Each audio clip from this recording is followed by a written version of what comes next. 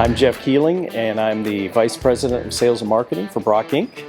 I am here in the middle of our St. Joseph, Missouri service center.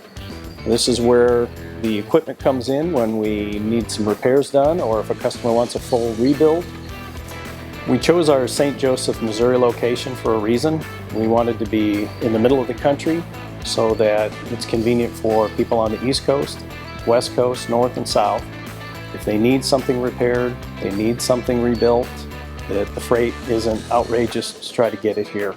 And also we can cut down on time so you're not having to go all the way across the country for one or the other. Some of the things that we do here are complete rebuilds for the Brokk.